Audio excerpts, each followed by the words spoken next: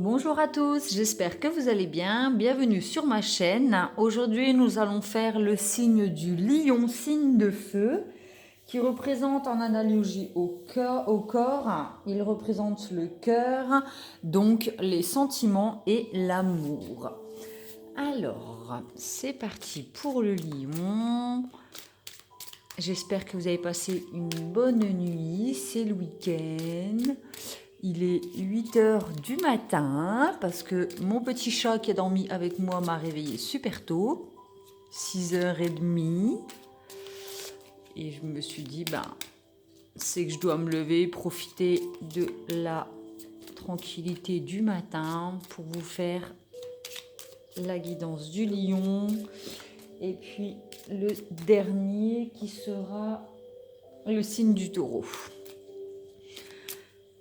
Alors, le lion, notre cœur, on en a tous un. Donc cette guidance pourra parler à tout le monde, à toutes les personnes qui ont un cœur. Et ne prenez que ce qui vous parle, laissez le reste. Ce sont des guidances générales. N'hésitez pas à aller voir aussi votre signe ascendant et lunaire pour avoir un peu plus de précision sur ce que vous traversez en ce moment. Vous pouvez mettre un petit pouce bleu sur la vidéo si cette guidance vous a plu. Peut-être aussi vous abonner si ça vous tente d'être alerté chaque fois que je publie des vidéos. Donc pour cela, il faut cliquer sur la petite cloche en dessous de la vidéo. Et sur toutes pour avoir toutes les notifications de celle-ci. C'est parti pour le lion avec le Light Seers Tarot et le cheminement de l'âme pour la carte de la conclusion. Alors, on a la carte du soleil.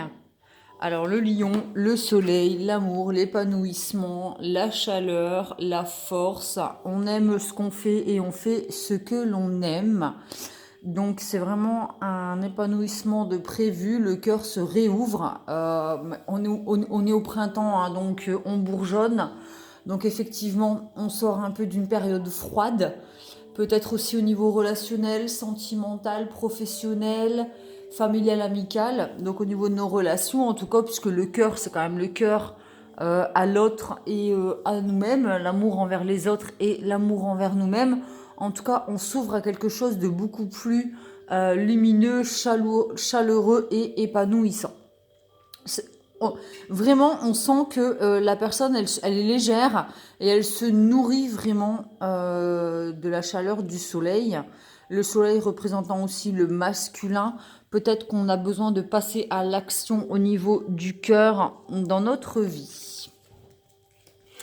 Ensuite, on a la carte du pendu. Donc effectivement, il y a eu un temps d'introspection, un temps de pause. On a appris certainement à lâcher prise. La carte est verte, donc ça représente encore le chakra du cœur. Donc vraiment, je pense qu'on est vraiment dans le thème. Pour le signe du lion, ça va vraiment nous parler de l'amour dans nos relations. Il y a eu peut-être un temps de pause, un lâcher-prise qui nous a permis de... Alors peut-être un lâcher-prise sur le mental aussi. C'est aussi un moment de méditation, c'est voir les choses sous un autre angle. Et peut-être qu'en ayant eu ce temps de pause, ça nous a permis justement de se remettre en question, de beaucoup réfléchir. Et puis là, il arrive un moment où on se dit, vas-y, stop, j'arrête de réfléchir. Je me pose et maintenant j'écoute mon cœur. Et c'est ce qui va nous permettre en fait vraiment d'aller vers l'épanouissement total de celui-ci. On écoute aussi ses intuitions du coup.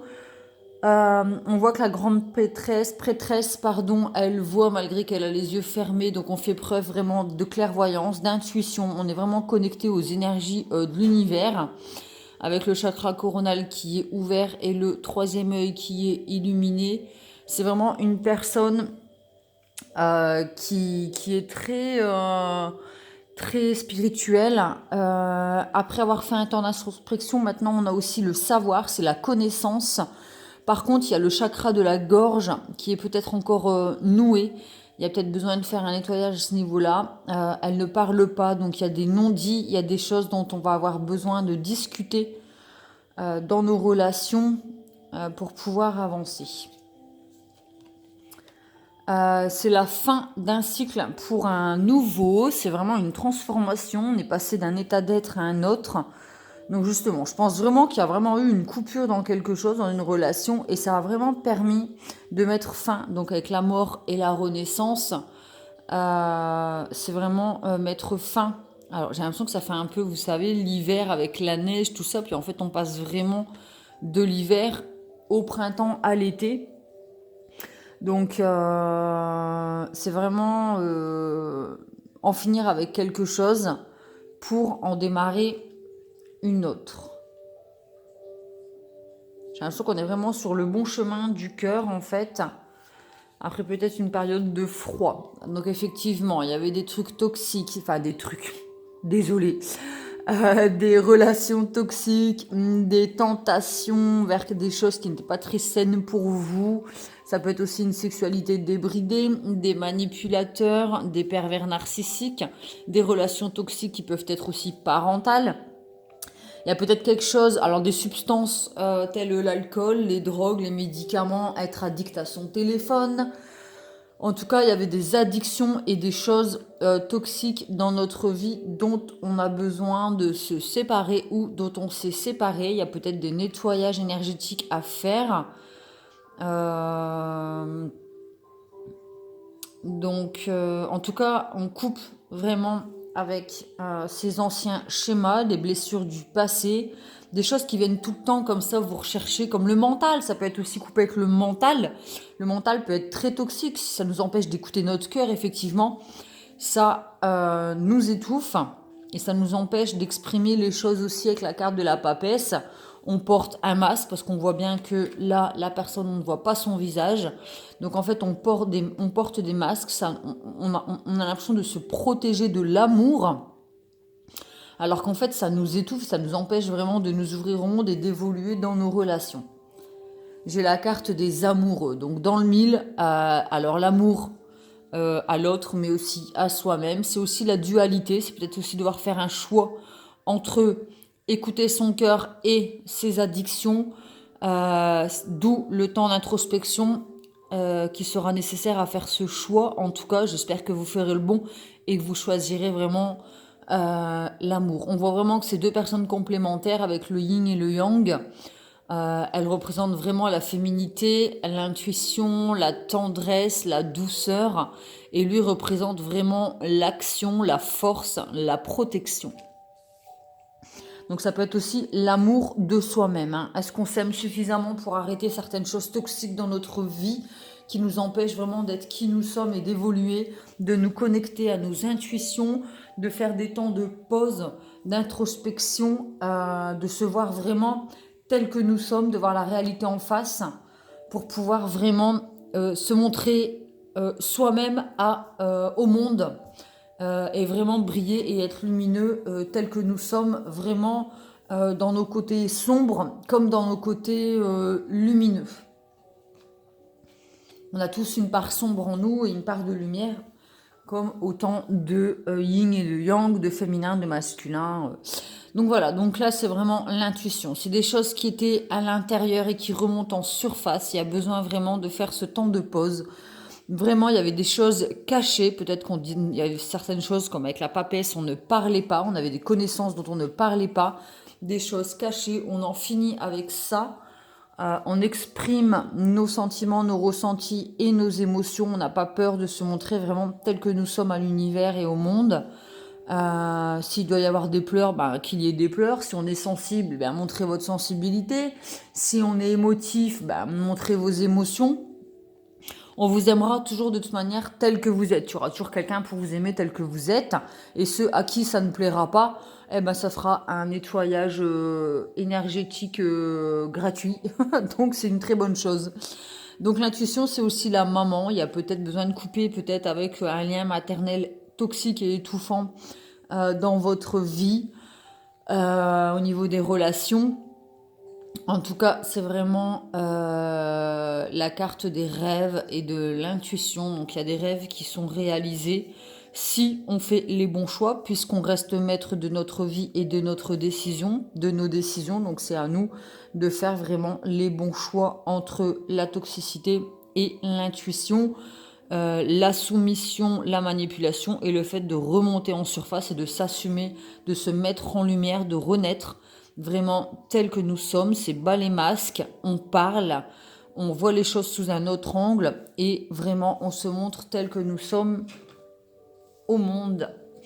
Je vais tirer une carte du cheminement de l'âme, donc pour le signe du lion qui représente le cœur en chacun de nous, nos amours et nos sentiments. En tout cas, là, au niveau relationnel, sentimental, il y a besoin de couper avec des addictions, des liens toxiques pour pouvoir vraiment briller et retrouver l'amour de soi-même et des autres dans notre vie. Vraiment couper avec toute la noirceur, des choses qui vous enferment et qui vous empêchent vraiment d'évoluer. Le jugement. Alors peut-être que la toxicité, justement, c'est la peur du jugement, la peur du regard des autres. Du coup, on porte des masques parce qu'on a peur de se montrer tel que nous sommes. Pardon, je fais du rangement. Tel que nous sommes aux autres et en amour. Et on a peur de montrer peut-être son petit cœur, vu que le lion, c'est le cœur. On a peut-être peur de montrer ses faiblesses et son petit cœur et d'exprimer son amour. Et c'est bien dommage. Donc, il y a un travail vraiment à faire là-dessus, à couper avec peut-être des gens qui vous jugent, parce que le juge ment de toute manière. Les gens qui vous jugent sont dans le mensonge, parce qu'ils vous reprochent ce qu'ils n'acceptent pas déjà. Ils vous reprochent d'être ce que eux sont à l'intérieur d'eux-mêmes et qu'ils renient. Donc je comprends que chacun a un chemin et des défis uniques. Donc c'est pas la peine de juger les autres. Chacun a son chemin. Et puis s'il y en a qui vous jugent, eh ben la vie des autres reste la vie. L-A plus loin V-I-E des autres. On pourrait presque dire que ça ne vous concerne même pas la vie des autres en fait. Sur votre chemin. Donc je vais lire le jugement.